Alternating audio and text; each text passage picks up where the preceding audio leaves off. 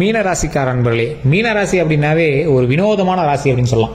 இந்த மீன ராசியில் இருக்கிறவங்க கோடியில் ஒருத்தர் அப்படிங்கிற மாதிரி தான் தனியாக தெரிவாங்க. சரி, எப்படி அப்படி சொல்றீங்க அப்படின்னா, ஒரு தனித்துவமான ஒரு ஆட்களில் இந்த மீன ராசிக்காரர்கள் ஒரு முக்கியமான ஆட்கள். இந்த மீன ராசியில் இருக்கிறவங்க நிறைய கஷ்டங்களை சந்திச்சாங்க அப்படிங்கிறது ஒரு பக்கம் இருந்தாலும் மற்றவங்களை கஷ்டப்படாமல் பார்த்துக்கிட்டாங்க அப்படின்னு சொல்றதுல தான் இந்த மீனராசிக்கார ஹைலைட். நிறைய தொழில்களில் முன் உதாரணமாக இருக்கக்கூடியவங்க, நிறைய விஷயங்களில் முன்னுதாரணமாக இருக்கக்கூடியவங்க, மனுஷன் இப்படி தான் பழகணும் பேசணும் அப்படிங்கிறதுல முன்னுதாரணமாக இருக்கவங்க, நல்ல விஷயத்திலையோ கெட்ட விஷயத்திலையோ அவ்வளோ சீக்கிரம் பாப்புலர் ஆகாதவங்க.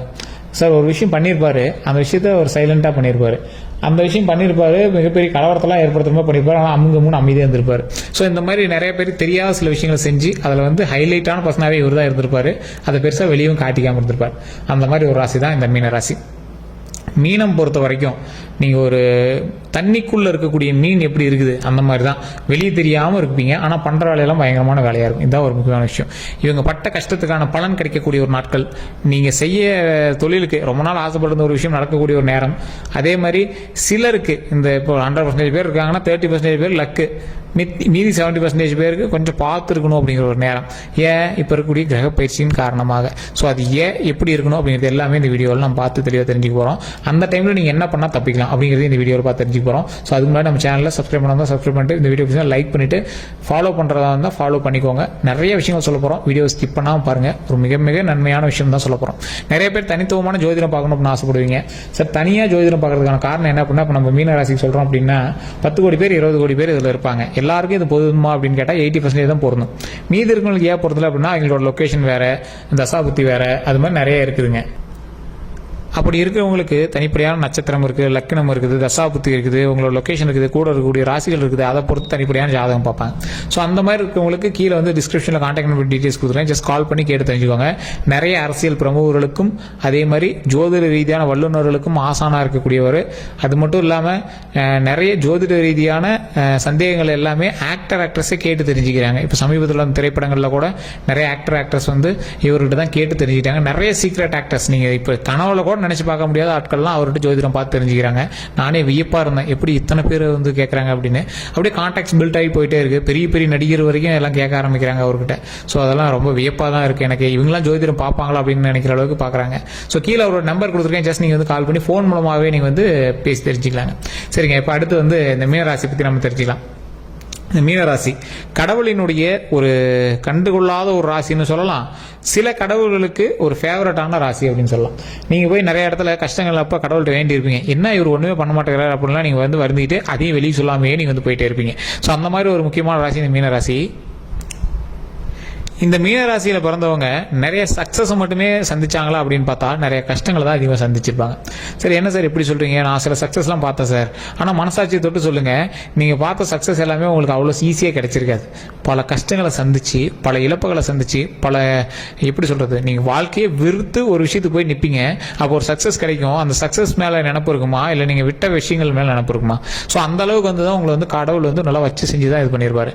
நிறைய இடங்கள்ல ஒரு ஃபேமிலியோட அட்டாச் ஆகாத ஒரு நிலைமை, ஃபேமிலியோட சின்ன சின்ன சண்டை சச்சரவுகள் இருக்கக்கூடிய ஒரு நிலைமை, நிலத்துக்காக சின்ன சின்ன பிரச்சனைகள் குடும்பத்தோட இருக்கக்கூடிய நிலைமை, இந்த மாதிரி நிலைமையெல்லாம் இருந்திருப்பீங்க. இந்த நிலைமைகள் எல்லாமே சரியாகி வரக்கூடிய நாட்கள் பொற்காலமாக வரக்கூடிய ஒரு நாட்களாக அமைப்போது.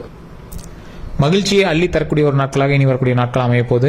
அதே மாதிரி நிறைய பேருக்கு ஒரு சில சின்ன சின்ன ஆசைகள் நிறைவேறாத ஆசைகள் இருந்திருக்கும். சார், இந்த ஒரு விஷயத்தை பண்ணும் சார், அதுக்காக ரொம்ப நாள் வெயிட் பண்ணுறேன் சார். நிலம் வாங்கணும் வெயிட் பண்ணிட்டு இருக்கேன் சார், அது இன்னும் வாங்கலை சார். ஒரு வீடு கட்டணும் வெயிட் பண்ணிட்டு இருக்கேன், என்ன கட்டலை சார். ஒரு தொழில் பண்ண ஆரம்பிச்சிருக்கேன், என்ன தொழில் பண்ணலை சார். குழந்தைகளுக்காக வெயிட் பண்ணிட்டு இருக்கேன், குழந்தை வேணும் அப்படிங்கிறவங்களுக்கு குழந்தை கண்டிப்பாக பெறக்கூடிய ஒரு நேரம். அதே மாதிரி திருமணம் ஆகணும் அப்படின்னு ஆசைப்படுறவங்களுக்கு கண்டிப்பாக உங்களுக்கு திருமணம் ஆகும். ஸோ அந்த மாதிரி ஒரு நேரம் தான் அமைஞ்சிருக்கு. ஸோ இப்போ முன்னாடி சொல்லிட்டு இருந்த எல்லா விஷயமே லேக் அடிக்குது அப்படின்னா கொஞ்சம் பொறுத்து பண்ணக்கூடிய ஒரு நாட்களாக தான் இப்போ வரக்கூடிய நாட்கள் இருக்கு. கிடைக்கும், ஆனால் கொஞ்சம் டைம் எடுக்கும், அவ்வளோதான். ஏன் அப்படின்னு கேட்டீங்கன்னா, இப்போ நடக்கக்கூடிய கிரக பயிற்சி. இப்போ நீங்கள் எதுக்காக நீங்கள் வெயிட் பண்ணணும் அப்படின்னா, உங்களுக்கு ஒரு சின்ன ஜர்க்கு காட்டிட்டு தான் எதுவுமே பண்ணும். ஏதாவது ஒரு சின்ன கண்ணு மாதிரி உங்களுக்கு சின்ன சின்ன விஷயங்கள் ஜர்க் ஆகிறதுக்கான வாய்ப்புகள் இருக்குது. பெரிய பெரிய விஷயம்லாம் எதுவும் உங்களுக்கு பண்ணாதுங்க. தூக்கமின்மை இருக்கிறதுக்கான வாய்ப்புகள் இருக்குது. உடல் ரீதியான விஷயங்களை கொஞ்சம் பார்த்து கவனமாக இருங்க. வாகன ரீதியான விஷயங்களை கவனமாக இருங்க. மற்றபடி சின்ன சின்ன கண் சம்மந்தப்பட்ட விஷயங்கள் உங்களுக்கான இருக்கிறது வாய்ப்பு அதிகமாக இருக்குது. அதனால் தேங்காய் சுற்றி போகிறதோ இல்லை எலுமிச்சம்பழம் சுற்றி போகிறதோ இதெல்லாம் பண்ணீங்க அப்படின்னா ஓரளவுக்கு போதுமானது. அதே மாதிரி கண்டிப்பாக நீங்கள் வணங்க வேண்டிய தெய்வம் 2 தெய்வங்கள். இப்போ அந்த பயிற்சியின் காரணமாக நீங்கள் கண்டிப்பாக அதை வணங்கியே ஆகணும்.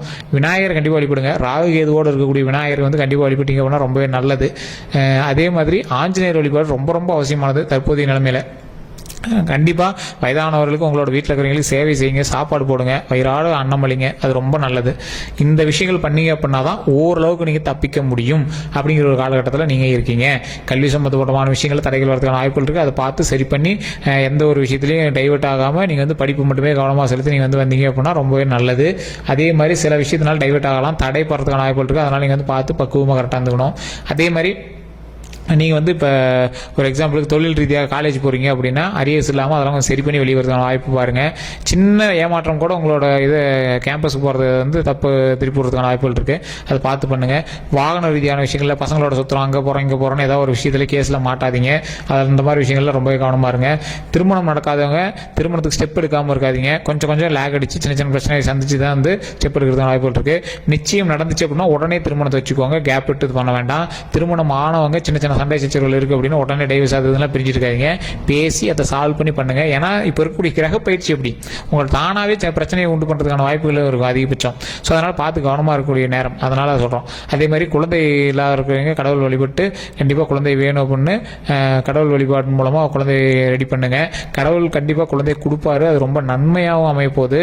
அப்படி குழந்தை இருக்குது அப்படிங்கிற பட்சத்தில் மாதமாக இருக்கீங்க அப்படின்னா இந்த டிரைவிங் லாங் டிரைவ்லாம் கொஞ்சம் அவாய்ட் பண்ணுங்கள். கொஞ்சம் பார்த்து ஜாக்கிரதையாக வீட்டில் இருக்கிறதான வழியை பாருங்கள். அதெல்லாம் ஒன்றும் பண்ணாது. ஃபோட்டோ ஷூட் எடுக்கிறோம், இப்போ தண்ணி மேலே நின்று எடுக்க போகிறோம், கடலில் நின்று எடுக்க போகிறோம், பைக் ரேஸ் பண்ணிட்டு எடுக்க போகிறோம், இந்த மாதிரி விஷயங்கள்லாம் ரொம்ப அவாய்ட் பண்ணக்கூடிய ஒரு நேரம். குழந்தை மாசமாக இருக்கீங்க அப்படின்னா ரொம்ப கவனமாக அந்த குழந்தைய வந்து பெற்றெடுக்கிற வரைக்கும் கொஞ்சம் பார்த்து பத்திரமா இருக்கக்கூடிய ஒரு நேரமாக இருங்க. அதுக்குன்னு கொஞ்சம் டைம் ஸ்பெண்ட் பண்ணுங்க. பெரிய இஷ்யூஸ்லாம் எதுவும் கிடையாதுங்க. தேவையில்லாமல் போய் பண்ணுறாங்க பார்த்தீங்களா, எப்படின்னா ரொம்ப லாங் டிரைவ் வேணே நான் வந்து வண்டி ஓட்டிட்டு போயிட்டு வரோம், சும்மா ட்ராவலுக்கு போயிட்டு வரோம், விருந்துக்கு போயிட்டு வரோம், ஏதாவது ஃபோட்டோ ஷூட் எடுக்கிறோம், ரொம்ப லாங்கில் நார்மலாகவே சொல்கிறேன். இந்த மாதிரி விஷயங்கள்லாம் கொஞ்சம் அவாய்ட் பண்ணிட்டுனா போதுமானது. மற்றபடிலாம் ஒன்றும் ப்ராப்ளம் இல்லை. ஆரோக்கியமாக குழந்தை பிறக்கக்கூடிய ஒரு நேரம். ஸோ ரொம்பலாம் பயந்துக்கு தேவையில்லை. கொஞ்சம் பார்த்து பத்திரமா இருந்துட்டீங்க அப்படின்னா போதுமானது. இந்த இளைஞர்கள் வாகனத்தில் போகும்போது ரொம்ப கவனமாக போயிட்டு வாங்க. இந்த ஸ்டென்ட் அடிக்கிறது, ஃபோட்டோ ஷூட் பண்ணுறோன்னு இது பண்ணுறது, வண்டி வீலிங் பண்ணுறதுலாம் ரொம்ப தப்பு. ஸ்ட்ரேஸ் போகிறோம் அப்படிங்கிறதுலாம் தப்பு. கொஞ்சம் பார்த்து வண்டி ஓட்டுங்க. ஸ்பீடுலாம் சிட்டிஸ்குள்ளே கொஞ்சம் பார்த்து ஓட்டுங்க. இது வந்து ரொம்ப கவனமாக சொல்லக்கூடிய ஒரு நேரமாகவும் இருக்குதுங்க. அதே மாதிரி இந்த விஷயங்கள்லாம் தடை இருக்குது அப்படின்னா அதை கொஞ்சம் சரி பண்ணிக்கோங்க. குழந்தைக்கு ஏதாவது லைட்டாக உடம்பு சரியில்லைனாலும் ஃபஸ்ட்டு குழந்தைய டாக்டர்கிட்ட காட்டுங்க. மற்றபடி எந்த இது இஷ்யூஸும் இல்லை அப்படின்னு நினச்சி நீங்களே பண்ணிட்டு இருக்காதீங்க. குழந்தைக்கோ உடம்புக்கோ உங்களுக்கு எந்த பிரச்சனை இருந்தாலும் உடனே டாக்டரை பார்த்து சரி பண்ணிக்கணுமே தவிர ரொம்ப இது பண்ணிட்டு இருக்கக்கூடாது. அதே மாதிரி இடமாற்றம் அப்படிலாம் இருக்குது அப்படின்னா மனதார நீங்கள் வந்து ஏற்றுக்கிட்டு ஒரு விஷயத்தை இது பண்ணுங்கள். ரொம்ப மனசுக்குள்ளே குழம்பிட்டே மைண்டு வந்து டைவர்ட் பண்ணிட்டு இருக்காதிங்க. ஏதாவது தொழில் ரீதியான விஷயங்கள் ட்ரான்ஸ்ஃபர் போட்டாங்கன்னா கண்டிப்பாக போயிட்டு வாங்க. அது ஒன்றும் பெரிய இஷ்யூஸ் கிடையாது. குறிப்பிட்ட காலங்களுக்கு அப்படி இருக்கத்தான் செய்யும். அதுக்கு தகுந்தாற் போல் நீங்களும் வந்து செட் ஆகி அதுக்கு தகுந்த மாதிரி மைண்டை டைவர்ட் பண்ணி சரி பண்ணிக்கணுங்க. மைண்ட் ரீதியான விஷயங்களில் சின்ன சின்ன குழப்பங்கள் ஏற்படுத்தக்கூடிய ஒரு காலகட்டம். அதனால் பார்த்து கவனமாக இருங்க. வீட்டில் பெரியவங்கிட்டயோ இல்லை லேண்டுனால சொந்தக்காரங்கிட்டயோ பங்காளிங்கிட்டயோ சின்ன சின்ன சண்டைகள் உருவாகிறதுக்கான நேரம். அதையும் கொஞ்சம் பார்த்து ஹேண்டில் பண்ணுங்கள். இதெல்லாம் உண்மை அப்படின்னா மறக்காம கமெண்ட் செக்ஷனில் பதிவிடுங்க. இந்த விஷயங்கள்லாம் ஏன் சொல்கிறேன் அப்படின்னா இப்போ நடக்கக்கூடிய கிரக பயிற்சியானது நீங்கள் வந்து கொஞ்சம் பார்த்து ஜாக்கிரதையாக இருக்கக்கூடிய ஒரு நேரம் அப்படிங்கிறதுனால உங்களுக்கு வந்து அப்படி சொல்கிறதுங்க. கொஞ்சம் நாட்கள் தான், இந்த 2 வார காலங்கள் ஓரளவுக்கு பார்த்துருங்க. அதுக்கப்புறமேட்டு கொஞ்சம் கொஞ்சம் அப்படியே கொஞ்சம் சரியாயிட்டே வந்துடும். மற்றபடி ஒன்றும் ப்ராப்ளம் கிடையாதுங்க. தொழில் ரீதியான விஷயங்களில் ஓரளவுக்கு சாட்டிஸ்ஃபையாக இருக்குது. இந்த உடல் ரீதியான விஷயங்கள் வாகன ரீதியான விஷயங்கள்லாம் கொஞ்சம் பார்த்துருந்தீங்க அப்படின்னாவே போதுமானதுங்க. மற்றபடி உங்களுக்கு ஒரு இஷ்யூஸும் கிடையாது. நான் எல்லா விஷயமே நன்மையாக நடக்க போகுது. செய்யக்கூடிய விஷயத்தில் கொஞ்சம் ஜாக்கிரதை அப்படிங்கிறது மட்டும்தான் ஒரு முக்கியமான விஷயமே தவிர மற்றபடி எந்த ஒரு விஷயம், அதாவது அலட்சியம் வேண்டாம் அப்படின்னு சொல்கிறோம். கட்டாயம் பண்ணும் அப்படிங்கிற விஷயத்தை பண்ணலாம், தப்பே கிடையாது. இப்போ ஒரு ஊருக்கு போயிட்டு வாங்க, எல்லாமே பண்ணுறது எல்லாமே பண்ணலாங்க, ஒன்றும் ப்ராப்ளம் கிடையாது. அனாவசியமாக நீங்கள் பண்ணுவீங்க பார்த்தீங்களா, ஒரு ஹைலைட்டான ஒரு விஷயம், ரொம்ப ஒரு ஜாலியாக ரொம்ப அப்படியே ஹைலைட்டாக தெனாவட்டாக பண்ணுறதுன்னு ஒரு சில விஷயம்லாம் இருக்கும்ல, அந்த விஷயம்லாம் இப்போ தேவையில்லாத விஷயம். நான் சொன்ன பற்றில பைக் ஸ்டண்ட்டு, வீலிங்கு, சும்மா உட்காந்துட்டு மேலே போய் வண்டி விடுறது, ஸோ இந்த மாதிரி விஷயங்கள்லாம் கொஞ்சம் அவாய்ட் பண்ணிட்டீங்க அப்படின்னா போதுமானது. அவ்வளோதான். மற்றபடி நீங்கள் வீட்டில் ஃப்ரீயாக இருக்கீங்க அப்படின்னா அதிகமாக கொஞ்சம் தியானம் பண்ணுங்கள், ரொம்ப நல்லது. உடல் ரீதியான விஷயங்கள் ரொம்ப நல்லது. குலதெய்வ வழிபாடு கண்டிப்பாக பண்ணுங்கள். முன்னாடி சொன்னதான் விநாயகர் வழிபாடு, ஆஞ்சநேயர் வழிபாடு, இது 2 பண்ணிங்கனாவே போதுமானது. கண்டிப்பாக ஓம் விநாயகரை புற்று, விநாயகரை புற்று, ஓம் விநாயகரை புற்று அப்படின்னு மறக்காம 3 டைம் கமெண்ட் செக்ஷனில் பதிவிடுங்க. ஃப்ரீ டைமில் வீட்டில் சொல்லி பாருங்கள். ஆஞ்சநேயரே ஓம் ஆஞ்சநேயரை புற்று, ஓம் ஆஞ்சநேயரை புற்று, ஓம் ஆஞ்சநேயரை புற்று அப்படின்னு கமெண்ட் செக்ஷனில் 3 டைம் பதிவிடுங்க. மறக்காமல் வீட்டில் சொல்லி பாருங்கள். இது ரொம்ப ரொம்ப நல்லது. ஸோ நிறையா விஷயங்கள் கவனத்துக்காக தான் நான் வந்து சொல்லியிருக்கேனே தவிர இதை நினச்சி நீங்கள் பயப்படணும் அப்படின்னு சொல்ல பயமும் பட தேவையில்லை. வரக்கூடிய நாட்கள் பொற்காலமாக அமைய போது பொற்காலங்களுக்கு ஏற்றார் போல் நீங்களும் இருந்தீங்க அப்படின்னா நன்மைகள் தானாகவே வந்தமையும். ஸோ அதனால் நீங்கள் வந்து கவலைப்பட தேவையில்லை. தொழில் ரீதியான விஷயங்கள் கொஞ்சம் கவனமாக இருங்க, கல்வி ரீதியான விஷயங்கள் கவனமாக இருங்க, வாகன ரீதியான விஷயங்கள், உடல் ரீதியான விஷயங்கள், 4 விஷயங்கள் கவனமாக இருந்தீங்க அப்படின்னா நன்மைகள் பெறுவதற்கான ஒரு சூப்பரான ஒரு நேரம் நேரம். ஸோ மற்றபடி உங்களுக்கு எந்த ஒரு இஷ்யூஸும் கிடையாது. இந்த வீடியோவில் ஏதாவது கருத்துக்கள் இருந்தால் மறக்காம கமெண்ட் செக்ஷனில் பதிவிடுங்க. நான் சொன்னது உண்மை அப்படின்னா உண்மையை கமெண்ட் பண்ணுங்கள். இந்த வீடியோ பிடிச்சா லைக் பண்ணுங்கள், சப்ஸ்கிரைப் பண்ணுங்கள். நம்ம சேனலை ஃபாலோ பண்ணாமல் தான் ஃபாலோ பண்ணிக்கோங்க. ஃபேஸ்புக்கில் பார்த்தீங்கன்னா ஃபாலோ பண்ணிக்கோங்க. சப்ஸ்கிரைப் பண்ணி பக்கத்தில் பெல் பட்டனை ப்ரெஸ் பண்ணி அதில் ஆல் அப்படின்னு கிளிக் பண்ணிக்கோங்க. எல்லோருக்கும் நன்றி நண்பர்களே.